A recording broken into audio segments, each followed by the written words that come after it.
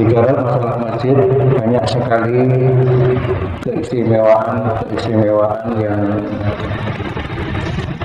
beliau berikan kepada orang yang memperhatikan masjid. Di antaranya dulu pernah ada seseorang yang setiap hari itu kerjaannya membersihkan masjid. Diperhatikan terus oleh Rasulullah, setiap hari yang memberikan masjid itu orang tersebut. Lantas suatu saat orang itu tidak melihat. Rasulullah bertanya, "Wahai sahabatku, di manakah gerangan orang-orang yang terbiasa membersihkan masjid ini?" Para sahabat memberikan jawaban oleh Rasul bahwa dia telah meninggal dunia. Rasul balik bertanya, "Kenapa saya tidak dikasih tahu?" Antara sahabat yang satu dengan sahabat yang lain saling berbisik, yang intinya memberikan pelajaran bahwa dia kan hanya orang biasa, hanya bukan orang penting. Cukup kita aja yang memakamkannya. Di antaranya bahasa yang terbatas seperti itu. Selanjutnya Rasulullah menyatakan, "Kalau memang begitu, tunjukkan saya di mana kuburnya." Setelah ditunjukkan dan inilah wahai Nabi, tempat orang yang Nabi maksudkan. Selanjutnya Rasulullah melaksanakan sholat gaib di atas kuburnya dan diikuti oleh para sahabat-sahabat tersebut. Ya, peristiwa ini memberikan gambaran dan pelajaran betapa perhatiannya Rasulullah SAW ini terhadap orang-orang yang memperhatikan masjid. Kalau zaman Rasulullah ini bukan nyapu, bukan bersih masjid yang diperhatikan. Zaman sekarang ini ada yang namanya Khadamul Haramain. Khadamul Haramain ini artinya adalah pelayan dua tempat suci di Mekah dan Madinah. Dan itu levelnya adalah level raja. Jadi kaum masjidnya, Masjidil Haram dan Masjid Nabawi itu level raja. Tapi pelaksananya ya petugas-petugas yang sering kita lihat itu intinya bahwa suatu kebanggaan manakala seseorang itu masuk atau mendapatkan amanah untuk menjadi pelayan masjid. Ya, di sana kita sering melihat bajunya itu Pak, Khadamul Haramain yang tertulis di belakang punggungnya itu Khadamul Haramain itu artinya pelayan dua tempat suci. Ya, karena dilihat begitu pentingnya keberadaan masjid di muka bumi ini, yaitu sebagai tempat gladi untuk menjadi tamu Allah yang mulia di akhirat, sehingga di dunia ini dia sudah dilatih untuk rajin datang ke masjid. Untuk menjadi pengurus masjid ini tentu saja secara organisasi ya tidak mungkin semuanya masuk secara tertulis, akan tapi melihat pentingnya perhatian terhadap masjid ini, alangkah bagusnya manakala kita itu walaupun tidak tertulis sebagai pengurus masjid, alangkah indahnya, alangkah eloknya manakala kita sudah menyatukan diri, ini masjid saya, ini rumahnya Allah, ini tugas saya dan lain sebagainya. Paling tidak ini setiap hari itu kita mencari apa yang harus bisa saya kerjakan di masjid ini. Kalau sedang ada rezeki yang mungkin melalui rezekinya itu kalau punya keahlian, yang mungkin keahliannya itu yang dimanfaatkan, kemudian keahlian bidang listrik, keahlian bidang kebersihan, atau keahlian bidang lain dan sebagainya. Paling tidak keahlian menyenangkan orang lain. Ya, ketika kita mau masuk masjid dan melihat di situ ada sandal yang berserakan, begitu kita menyenangkan orang lain, barangkali satu saja sandal yang seharusnya itu berbalik keluar, ya kita balik. Ya, di sini saya perhatikan ada beberapa jamaah yang sudah melakukan seperti itu. Jadi ketika mau masuk masjid itu ada sandal yang tidak pada tempatnya itu dibalik dan sebagainya, untuk memudahkan ketika orang itu keluar dari masjid, dia sudah tidak muter-muter lagi, tapi langsung keluar dari masjid.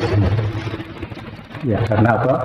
Karena Rasulullah sendiri begitu perhatian terhadap orang-orang yang memperhatikan masjid. Seperti hadis yang 2 atau 3 hari yang lalu yang kami sampaikan itu, khusus bagi orang yang suka menyediakan air wudhu, itu ditawari oleh Rasulullah. Salni a'tika, wahai sahabatku, mintalah padaku nanti aku kasih. Dia menjawab, ini murah kata berjannah. Wahai Nabi, aku minta sesuatu, yaitu ingin menjadi temanmu di dalam surga. Salni a'tika, mintalah kepadaku, nanti tak kasih. Mintalah yang lain, nanti tak kasih. Dia tetap memberikan jawaban bahwa saya hanya minta menjadi temanmu di dalam surga. Masya Allah. Jadi orang yang tugasnya hanya menyediakan air wudhu bagi Rasulullah yang ada di sekitar masjid itu, ditawari minta apa saja. Itu seandainya minta yang lain, pasti didoakan kepada Allah dan Allah akan mengijabah permintaannya.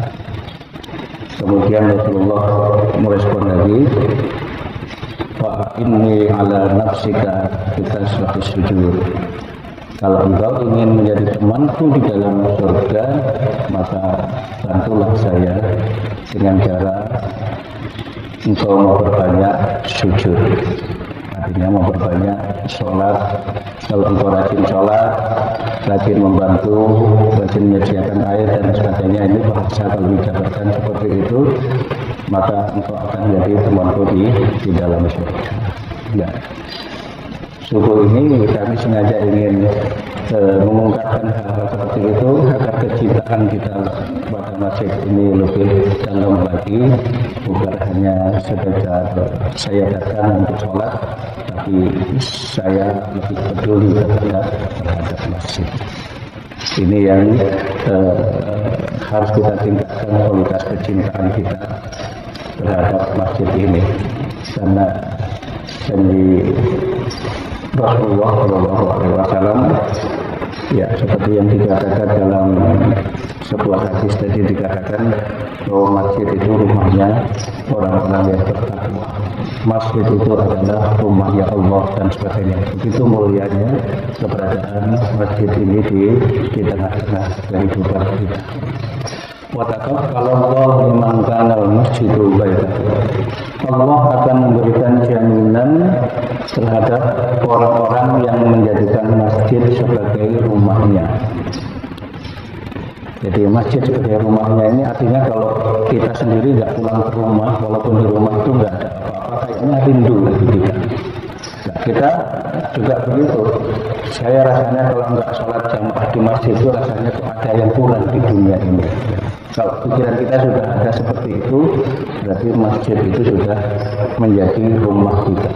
Walaupun secara hukum bukan rumah kita, tapi secara hati nurani kita bahwa itu adalah rumah kita. Sehingga kalau saya nggak datang, rasanya ada yang kurang dalam hidup saya. Jadinya adalah yang pertama, ar-ruhu. Allah akan memberikan kelapangan hatinya orang-orang yang menjadikan masjid sebagai hatinya lapang. Ketika menghadapi problem, menghadapi musibah, menghadapi masalah, semuanya kembalikan kepada Allah. Musibah ini datangnya dari Allah, saya kembalikan kepada Allah. Wa aqawwidu amri ilallah, aku serahkan segala urusanku hanya kepada Allah. Pemahaman seperti ini hanya orang-orang yang hatinya ini sudah menyatu dengan masjid, sudah menyatu dengan rumah Allah, merasa bahwa saya ini termasuk tanggungan dari Allah, sehingga apapun musibah yang menimpa saya, Allah yang akan menyelesaikan. Itu akhlak, hatinya akan lapang dalam menghadapi berbagai macam ujian. Yang kedua, rahmah. Allah akan menjanjikan memberikan kasih sayang. Kasih sayang dalam kehidupan kita ini merupakan hal yang sangat prima, sangat penting dalam hidup kita.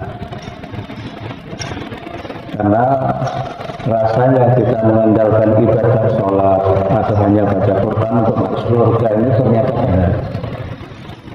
Rasulullah pernah menyampaikan, la yadkhulul jannata ahadukum bi amalihi. Engkau tidak akan masuk surga hanya gara-gara amalnya.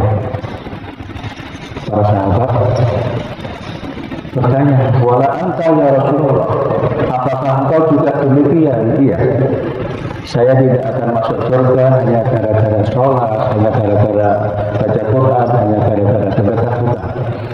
Illa ayatahum madani bi rahmatin wa fadlin, kecuali kalau Allah itu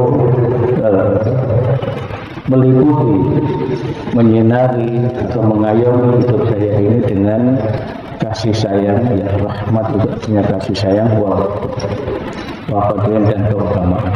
Kecuali Allah meliputi hidup saya ini dengan kasih sayang dan keutamaan. Artinya bahwa sholat, zakat, haji dan lain sebagainya itu bukan hanya itu saja yang menyebabkan seseorang masuk surga, tapi justru kasih sayang. Jadi intinya kita sholat, kita zakat, kita haji, kita sedekah dan sebagainya sebagai upaya untuk mendapatkan kasih sayang dan keutamaan dari Allah Subhanahu wa Ta'ala. Kalau hanya sholat saja yang bisa menyebabkan orang masuk surga, ya sholatnya rajin, tapi mungkin dari segi yang lainnya tidak rajin, karena merasa sudah sholatku sudah bagus, ngajiku sudah bagus, dan lain sebagainya. Tapi ketika yang dicari itu adalah kasih sayang, ya artinya bahwa saya mau berbuat seperti ini agar disayang oleh Allah dan sebagainya, sehingga sholatnya bagus, dengan tetangga bagus, dengan orang lain bagus dan lain sebagainya, karena supaya saya mendapatkan kasih sayang dari Allah. Ya. Selanjutnya, wal jawazi ilal jannah ilal ridwan, yang diberikan Allah pada orang-orang yang menjadikan masjid sebagai rumahnya adalah wal jawazi ilal jannah ilal ridwan, yaitu perjalanan menuju surga dan ridho. Kalau jamaah haji pergi mendapatkan paspor itu tulisannya jawazus safar, artinya tiket atau perjalanan menuju haji. Tapi kalau wal jawazi ilal jannah, ya berarti yang dijanjikan Rasulullah adalah orang yang rajin menangani masjid, menjadikan masjid sebagai rumahnya, dia akan mendapatkan tiket perjalanan menuju surganya Allah dan mendapatkan ridhonya. Masya Allah. Ternyata banyak sekali janji-janji Allah dan Rasulnya kepada orang-orang yang menjadikan masjid ini sebagai rumahnya.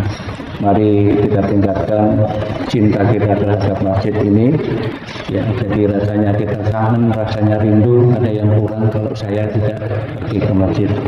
Mudah-mudahan Allah Subhanahu wa Ta'ala senantiasa memberikan kesehatan dan kekuatan kepada kita dan keluarga, sehingga kecintaan kita terhadap masjid ini semakin tinggi, tiada hari tanpa pergi ke masjid. Mudah-mudahan Allah Subhanahu wa taala mengijabah harapan kita semua. Assalamualaikum warahmatullahi wabarakatuh.